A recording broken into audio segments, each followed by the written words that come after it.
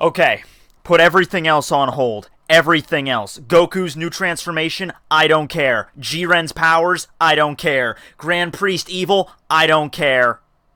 Until I find out what Dr. Rota's powers are. Are you with me? Okay? He was called a doctor. He was called a doctor for a reason. And it was because of his power, but we never find that out. I swear, if we never find out what that red warthog's powers are, I'm gonna fly to Japan and I'm gonna do something with the edit. It's not Toriyama. I don't know who else is doing Super. The name escapes me right now. I think it starts with a T also, but whatever. I mean, I need to find out, man. Dragon Ball Super episode 105. Let's do this.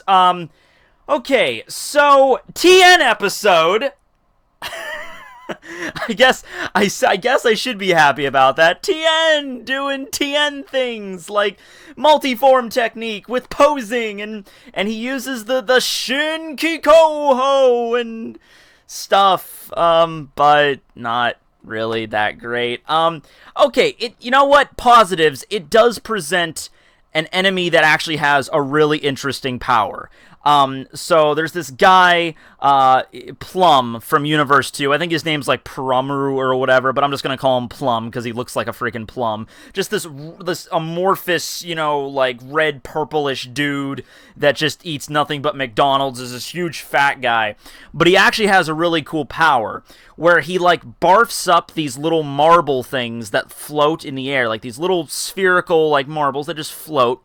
And what he does is it initially seems like he can shoot an energy blast from his body that'll be redirected from these marbles. So if an enemy is hiding behind a rock, even if it's out of his line of sight, he can look through these marbles. He can use them as like little spy cameras, like drones, to actually see what the marbles see. He can also change his sight to be infrared so he can see heat. So his abilities are like completely catered to being like reconnaissance and like sniper abilities, right? And so he can, even if they're hiding their key, or even if they're hiding behind rocks or dust or whatever, he can go infrared and he can look through these marbles, and it looks like he could fire a shot. It's like ping, ping, ping, ping, ping, and then gets, strikes the opponent. Piccolo loses 3 arms this episode, alright? He loses 3 arms. He loses his one arm, grows it back, loses both of them, and then grows them both back again. So that was reminding me a lot of the Team 4-Star joke with Nail and Frieza. I mean, just like, he just keeps losing the arms. But anyway, yeah, so it seemed like a cool ability just for the sake of having like infrared vision and seeing through the marbles and like, all that shit. That seemed cool. It actually is revealed that he's actually working with another member of Team Universe 2, and this guy has like an energy blaster attached to his arm. It's not an actual weapon, but it just looks like one. Like there's holes coming out of his arm where he can fire off a laser beam. So it's actually this guy that's in the shadows that's the true sniper, shooting off these ki blasts, these like really heavily concentrated energy beams. Piccolo compares them to his special beam cannon, or his Makanko Zappo, and it's like these really concentrated ports of energy where they do successive damage. And so this guy fires a shot from the darkness, hits Plum, and then Plum, using his sight, can redirect it to the marbles and shoots out and everything. So for the first half of the episode, we don't know that. We don't even know what's going on here. So it kind of keeps you in suspense, like seriously, where this guy is at, what's his ability, and all that kind of jazz. Eventually, Goku and Vegeta and Tien show up on the scene, and it's this weird moment where they're just kind of sitting around. Like, they're just sitting on a rock. Like, Vegeta's just chilling out on top of a rock, watching Piccolo and Gohan run for their lives from these shots, and they're just kind of chilling out like, oh man, they can't really hide, can they? They're getting shot at. And then all Goku does is literally just look to his left, and within spitting distance of where they're all just chilling out, you see Plum on top of a rock, directing and shooting off all these attacks. And it's like, you guys are taking this pretty chill. It's like they're in the middle of like their lunch break or whatever. It's like, okay guys, we've been fighting crazy for the past 10 episodes. 15 minutes, okay? 15 minutes we've been going at this. Let's take a breather here. Man, Gohan and Piccolo are really getting their asses kicked, yeah. I wonder where all those shots are coming from. Oh, they're coming from that guy. It's just like, what the hell? So they go after that guy, that Plum. Turns out, then that's when they find out, like, oh, it's actually a sniper in the shadows. And Tien, Tien's got a sharp eye. He's actually got 3 of them. So he's like, all right, well, I'm going to go after, Goku, Vegeta, you go take out Plum. I'm going to go try to find the real sniper. So Goku and Vegeta, they come out Plum. They Gallic Gun, Kamehameha. Turns out Plum can redirect any energy attack. Any ki-based attack, he can redirect. So he just redirects the Gallic Gun right back at Vegeta. Now, this is where you get to a point that's like, you're making this more difficult than it needs to be, Vegeta, okay? They start thinking like, all right, well, ki attacks don't do any damage. He can just reflect that shit. So instead, I'm going to pick up these giant rocks and then throw them at him. And it kind of works. I mean, if one of the rocks hit Plum, it really would do damage. And he's not that fast. I mean, he's fast enough to evade the rocks, but just barely. Meanwhile, I'm just sitting there like, Vegeta, just super speed, zip right up to him and clock him in the face. Problem solved! He's not that fast. Just, hold on. I'm gonna pick up these rocks. We can still attack him without ki. I'm like, you're making this more difficult. Just wait a second. Zip! Dead. Not dead, but, just clock him in the face. You're good. But whatever, okay. They're thinking outside the box. Good for them. Meanwhile, Tien, he's, doing his multi-form shit, which is actually really, really funny because you get to see Tien breaking out, like, these weird poses that you don't really get to see him use. I mean, they're like martial arts poses and everything. That one on the left looks like that thing that Death to Kid did from Soul Eater. And then you have the Tien in the middle doing, like, the really cool, like, martial arts stance. The other 2 are just, like, cheerleaders. I don't know what the fuck. But anyway, he's doing the multiform. I love how every single time they use the multiform, though, they gotta use the same level of tension that gets built up, okay?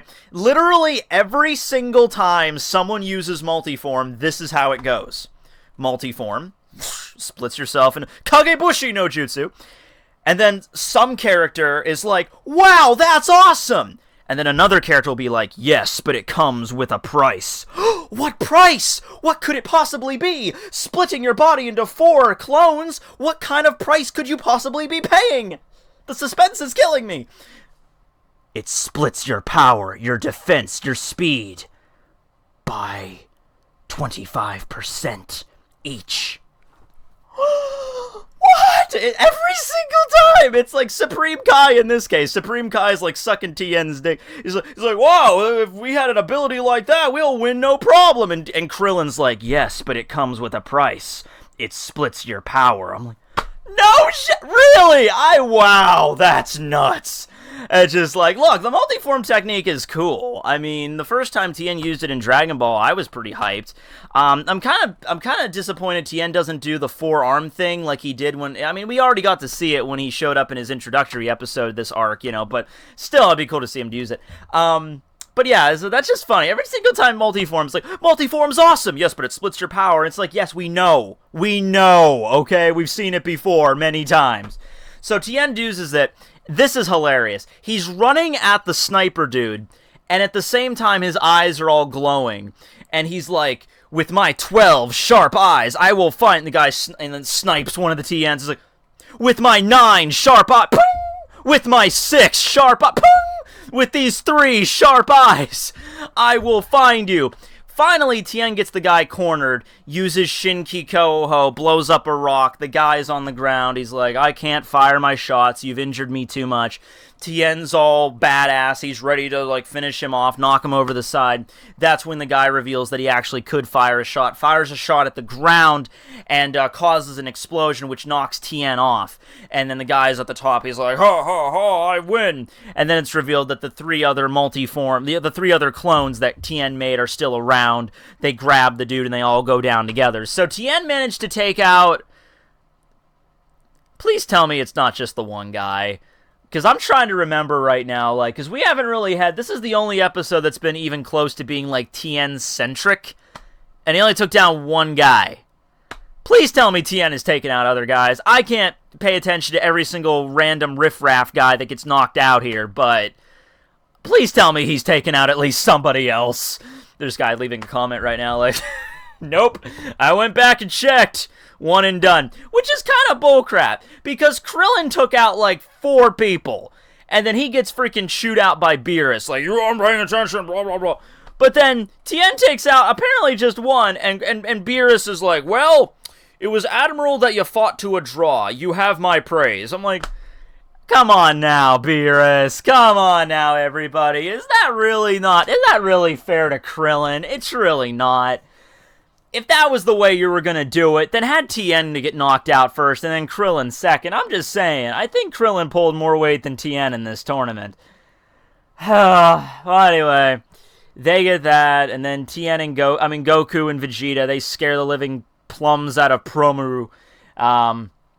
Yeah, he gets knocked out too. So you end up with Tien getting knocked out from Universe 7. You getting 2 members from Universe 2 getting knocked out, as well as Rota from Dr. Rota from Universe 6. He was the red warthog dude. We don't know his power, his mysterious power. And he hugs Prum at the end of the episode, like, you almost defeated me. And then Vegeta's like, God, you're both annoying, and then just blasts them both off the side. So, we had 4 people. 4 people. No, wait, no. 1, 2, 3. No, yeah, 5. No, wait, 4. Wait, okay, come on, Matt. You can add Pramu, Sniper Dude, Tien, Dr. Rota. Yeah, so 4 people got knocked off in this episode. All right, so that was that. In this episode, 2 minutes. 2 minutes. 34 minutes at the end of last episode. 32 minutes here, guys. Whole episode, 2 minutes. It's like sniper shit, poing, poing, poing, whatever. Gohan and Piccolo, you got some shtick with them, but pretty much just after that's Tien, and after that, just Goku and Vegeta stuff. Now, next episode, it's looking pretty lit, though. Next episode is looking pretty good. We're going to get to see some stuff from Frost. We're going to get to see some stuff from maybe Jiren. We're going to see some stuff from Master Roshi. Master Roshi appears at the beginning of this episode. He just kind of lays down on the rubble and just kind of like, it's like, yeah, I'll be cool. Just let me rest a little bit. Goku leaves, and he's there just like, oh, okay, I'm good. But next episode, it looks like he's going to break off the Mafuba, and this time it actually looks like it's going to be for keepsies because he's going to try to use it against Frost. And the shitty thing is, it looks like they already spoiled what was going to happen, because in one scene, you see him using the Mafuba, and then the next scene, you see Master Roshi just laying on the ground, and then Frost is over him like, ha, ha, ha. So, from the way we're looking at this, unless they really want to be clever with it, which I doubt, but it's looking like Roshi's going to use Mafuba and Frost is going to break out of it, or he's going to do something to avoid it. And, yeah, but hey, we're getting down to, like, the brass tacks here. We're getting down to, like, okay, main villains, the people that we actually want to see. Frost, Jiren, Topo, Frieza, Hit is going to be around, So, yeah, we're breaking it down. We're getting rid of the riffraff one episode at a time. We got a few more episodes left for padding. Don't worry. They're going to make sure to keep a few of the random people we don't care about alive, so that we can at least have. But, I mean, we're pretty much just down to Universe 2 and Universe 6 at this point. There's a few left from Universe 4, a few left from Universe 3, but it's like, who gives a shit? 9's gone, 10's gone, and the only people from 11 are left are Dispo, Topo, and Jiren. They're all really important. So, yeah, it's like Universe 2 and 4 are going to be the whipping boys, with maybe a little bit from 6 and 3. But that's it, really. But yeah, I guess the closest thing to a Tien episode, so I guess I have to feel praise about that. I'd be like, okay, Tien episode, great, but please tell me he took out more than one person. Tien gets the shaft, man. He always gets the shaft. His girlfriend just disappears from the Dragon Ball universe forever. I forget her name. What was Tien? What was that girl? She sneezed. She turned into like a badass who had like a hots for Tien. Oh, man, what was her name? Dinner. That was it. It was Dinner. I remember Dinner. She was cool. All right, well, anyway, that's pretty much the entire episode. Guy had a cool power, gets taken out. Just not a lot of Tien, and there's a problem with, like how Goku and Vegeta could have just taken out Plum really quick by just, like, punching or kicking him right in the face, but they just don't. And where is Dr. Rota's power? Data book, Daizenshu, I want to know it. Okay? Damn straight. Signing.